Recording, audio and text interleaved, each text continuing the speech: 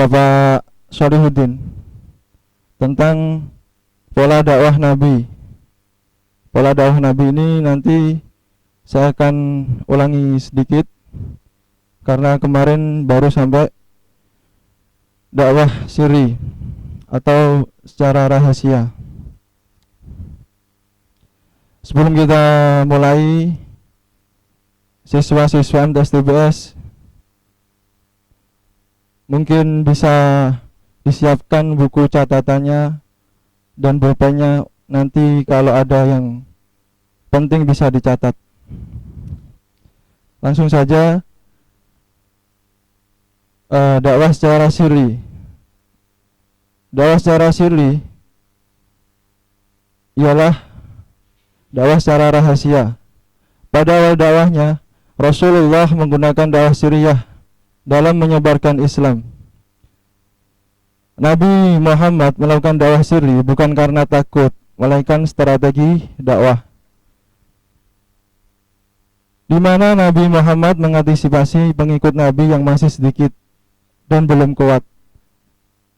Sedangkan ancaman dan siksaan masyarakat kafir Quraisy masih kuat, dan status kota Mekah sebagai pusat agama bangsa Arab. Di sana terdapat para pengabdi Ka'bah dan tiang sandaran bagi berhala dan patung-patung yang dianggap suci oleh seluruh bangsa Arab.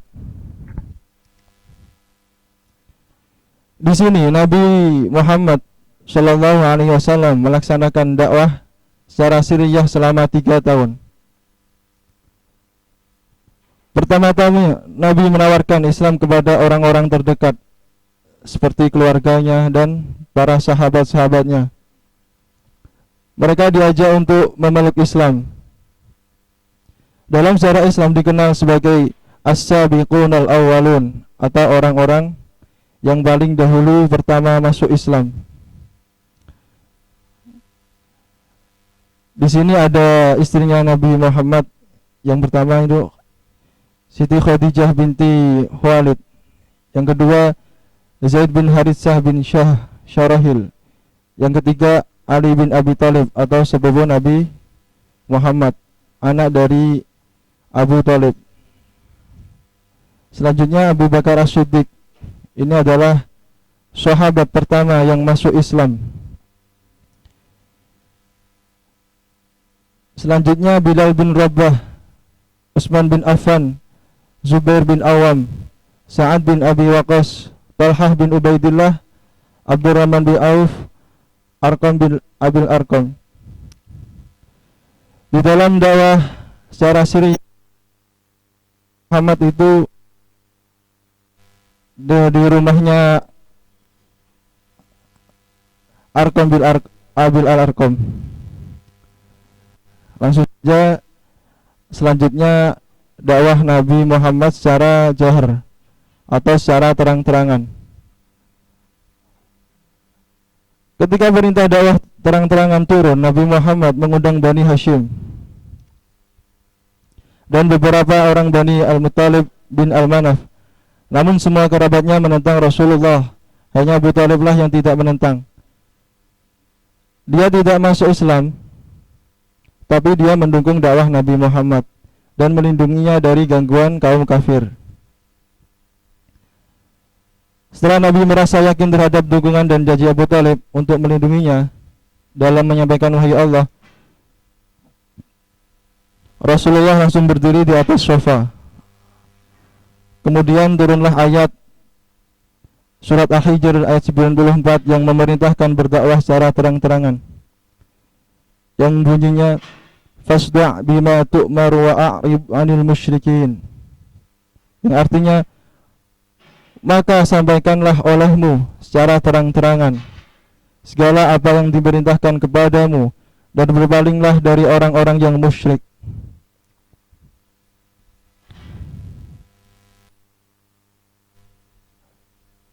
Kaum Quraisy merasa terganggu dengan dakwah Nabi karena kepercayaan mereka mulai dipermasalahkan dan berhala-berhala mereka ditentangnya. Semenjak penolakan itu, kafir Quraisy berusaha menghentikan Rasulullah dengan berbagai cara. antara lain menjelek-jelekkan ajaran Islam, membangkitkan keraguan-raguan, dan menyebarkan anggapan-anggapan yang menyaksikan ajaran-ajaran beliau dan diri beliau, dan melawan Al-Quran dengan dongeng-dongeng orang dahulu, menyebutkan manusia dengan dongeng-dongeng itu, agar mereka semua meninggalkan Al-Quran dan menyiksa terhadap para pengikut Nabi. Nah, meskipun demikian, dakwah Rasulullah ini telah memberikan hasil dengan bertambahnya jumlah pemeluk Islam dari golongan lemah seperti wanita, budak, pekerja, dan orang-orang miskin. Dari sini mungkin anak-anak bisa menyimak di buku siswa SKI kelas 7. Mungkin kalau belum ada yang punya bisa di download di Google. Kita lanjut lagi ke hijrah ke Habsyi. Di sini Nabi Muhammad sallallahu alaihi wasallam memerintahkan kaum muslimin agar hijrah ke Habasyah. Karena Raja Habasyah Asimah An-Najasyi adalah seorang raja yang adil. Dalam bulan Rajab tahun kelima kenabian, hijrahlah kelompok pertama terdiri dari 12 orang laki-laki dan 4 orang perempuan. Pemimpinnya Utsman bin Affan yang hijrah bersama istrinya Sayyidah Ruqayyah putri Rasulullah, dan hijrah ke Habasyah terjadi 2 kali.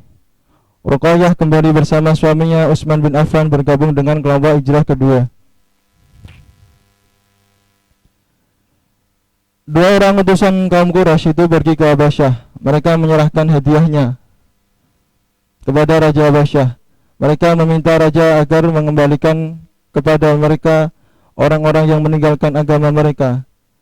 Namun Raja Habasyah menolaknya, dan sikapnya bahwa semua yang ada di tempatnya akan berada dalam perlindungannya dengan aman.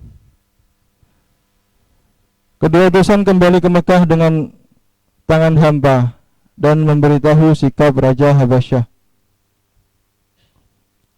Tadi itu tentang hijrah ke Habasyah. Kita lanjutkan lagi Rasulullah dalam misi ke Taif. Dalam misi ke Taif ada beberapa alasan Nabi Muhammad memilih Taif. Antara lain, Taif merupakan kota kedua sebelah Mekah. Di Taif ada Bani Thaqif, salah satu suku Arab yang paling kuat. Jika mereka memeluk Islam, maka akan menjadi kekuatan besar yang mendukung dakwah Nabi. Yang ketiga ini, jarak Taif tidak jauh dari Makkah, sehingga orang Islam dapat membantu menyebarkan Islam di Taif dan Mekah. Nabi Muhammad pergi ke Taif untuk meminta bantuan serta perlindungan dari keluarganya yang berada di kota itu, yaitu Kinanah yang bergelar Abu Jalail dan Mas'ud yang bergelar Abu Kuhal serta Habib. Mereka adalah para pembesar dan penguasa di Taif yang berasal dari keturunan Thaqif. Nabi Muhammad sallallahu alaihi wasallam berharap dakwahnya diterima oleh masyarakat Taif. Akan tetapi harapan itu tidak menjadi kenyataan, karena mereka tidak mau memberikan perlindungan dan bantuan apapun kepada Nabi Muhammad. Mereka menolak membantu Nabi Muhammad karena mereka menghindari perselisihan dengan masyarakat Mekah. Selain itu, mereka telah terhasut oleh pengaruh Abu Jahal dan para pembesar kafir Quraisy yang memberitakan bahwa ajaran yang diajarkan Nabi Muhammad adalah kebohongan-kebohongan besar dan akan menyesatkan bangsa Arab.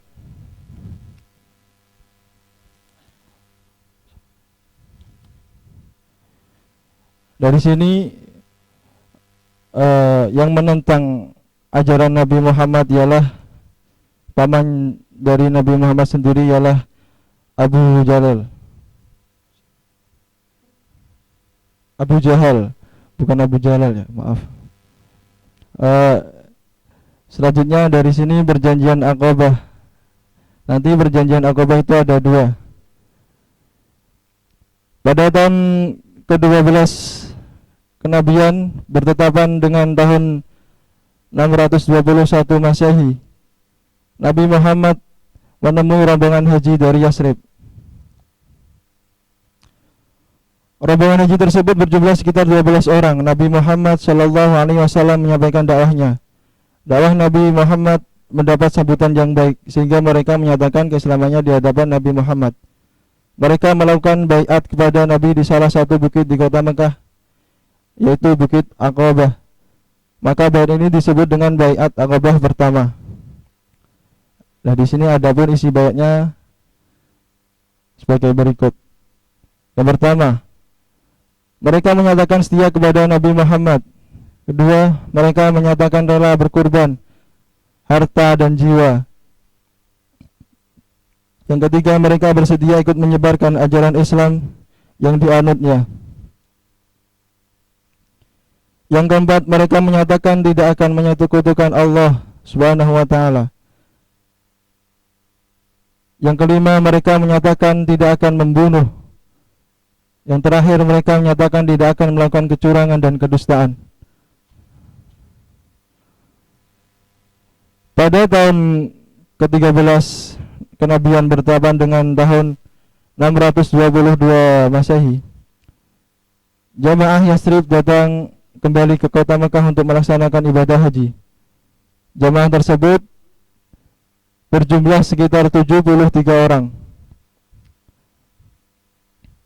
Atas nama penduduk Yasrib, mereka menyampaikan pesan untuk disampaikan kepada Nabi Muhammad Sallallahu Alaihi Wasallam. Pesan itu adalah berupa permintaan masyarakat Yasrib agar Nabi Muhammad bersedia datang ke kota mereka. Mereka memberikan penerangan tentang ajaran Islam dan sebagainya. Untuk memperkuat kesepakatan itu, mereka mengadakan perjanjian kembali di Bukit Aqabah. Karena perjanjian ini di dalam syariat Islam dikenal dengan sebutan perjanjian Aqabah 2. Adapun isinya, yang pertama, penduduk Yasrib siap dan bersedia melindungi Nabi Muhammad. Yang kedua, penduduk Yasrib ikut berjuang dalam membela Islam dengan harta dan jiwa. Yang ketiga, penduduk Yasrib ikut berusaha memajukan agama Islam dan menyiarkan kepada sanak saudara mereka. Terakhir, penduduk Yasrib siap menerima segala resiko dan hal tantangan. Selain itu, ada beberapa faktor yang mendorong Nabi Muhammad memilih Yasrib sebagai tempat hijrah umat Islam. Antara lain faktor-faktornya ialah Yasrib adalah tempat yang paling dekat. Sebelum diangkat menjadi nabi, beliau telah mempunyai hubungan baik dengan penduduk kota tersebut.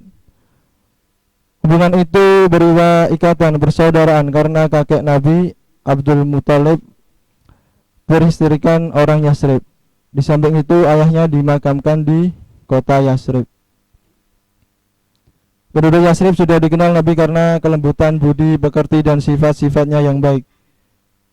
Bagi diri Nabi sendiri, hijrah merupakan keharusan selain karena perintah Allah.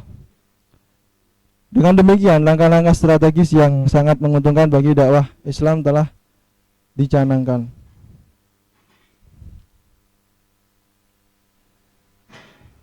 Lah, terakhir ini ibrah atau pelajaran yang bisa diambil. Nabi Muhammad Sallallahu Alaihi Wasallam datang dengan membawa sesuatu yang baru dan membawa perubahan pada masyarakat. Maka wajar bila ada yang menentang. Sesuatu yang baru yang dibawa oleh Nabi Muhammad tersebut adalah agama Tauhid dan Islam. Beliau sangat terkenal dengan sifat-sifatnya yang mulia. Antara lain, selalu benar, amanah, fatanah, dan tablik. Ini termasuk sifat-sifat Rasul. Sidik, amanah, tablik, dan fatanah. Dalam menjalankan misi beliau banyak mendapat dukungan dari orang-orang terdekatnya, yaitu keluarganya dan para sahabatnya yang sangat loyal untuk turut memperjuangkan misi dakwahnya. Mungkin sekian dari saya. Apabila ada pertanyaan silahkan di komen di chat, itu bisa dipertanyakan. Ya, terima kasih. Jadi penjelasan dari Bapak Fuad tadi kaitannya dengan pembelajaran SKI. Bagi anak-anak yang kiranya memang ada yang mau disampaikan atau yang ditanyakan bisa lewat kolom chat ya. Atau mungkin bisa bertanya langsung kaitannya dengan sejarah kebudayaan Islam. Nah, itu memang banyak sekali dari sejarah-sejarah yang perlu kita ketahui, terutama dalam sejarah kebudayaan Islam ini. Dan tentunya kalian pun pasti masih banyak hal yang tentunya bisa kalian tanyakan sebetulnya ya, kaitannya dengan apa yang tadi sudah disampaikan oleh Bapak Fuad. Nah, monggo.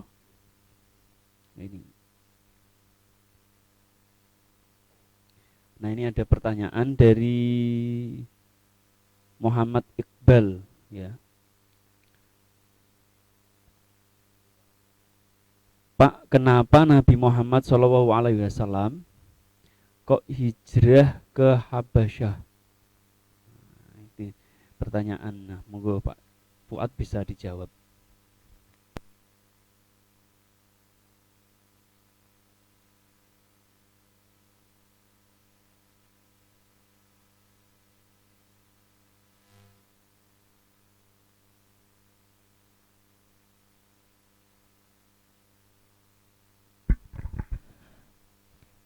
Oh, terima kasih atas pertanyaannya.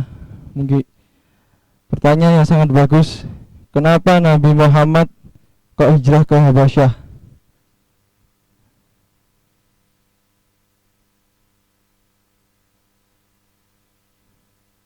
Di sini Nabi Muhammad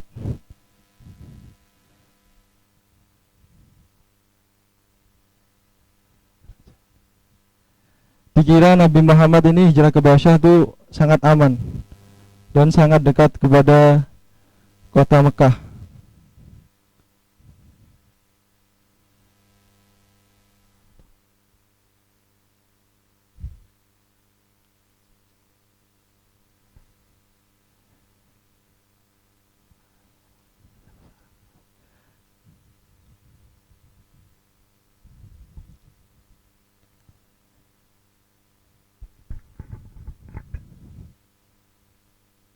Dan Nabi Muhammad SAW memerintahkan kaum muslimin agar hijrah ke Habasyah karena Raja Habasyah adalah seorang raja yang adil. Lah dikira Nabi ini kan, kota Habasyah itu kan dipimpin oleh seorang raja yang sangat adil. Maka Rasulullah hijrah ke Habasyah. Gitu. Ada lagi ya, Pak? Ya, jadi gitu ya. Jadi karena di sana itu di Habasyah adalah Terkenal. rajanya itu terkenal adil, Gitu. maka sehingga hijrahnya ke sana. Terus kemudian ada lagi ini yang kedua, Pak, Ibroh itu apa? Nah, Ibrah itu pelajaran yang bisa diambil. nah, pelajaran yang bisa diambil dari apa, Pak? Kalau tadi Ini kan tadi bola dakwah Nabi. pola dakwah Nabi ya. Jadi bisa dijawab langsung ini sama Pak Fuad. Terus ini lagi, dengan siapa sahabat yang mendampingi Nabi Muhammad SAW ketika hijrah ke Taif? Di sini tadi sudah saya terangkan bahwasanya Nabi Muhammad hijrah ke Taif dengan sahabatnya yang bernama Utsman bin Affan.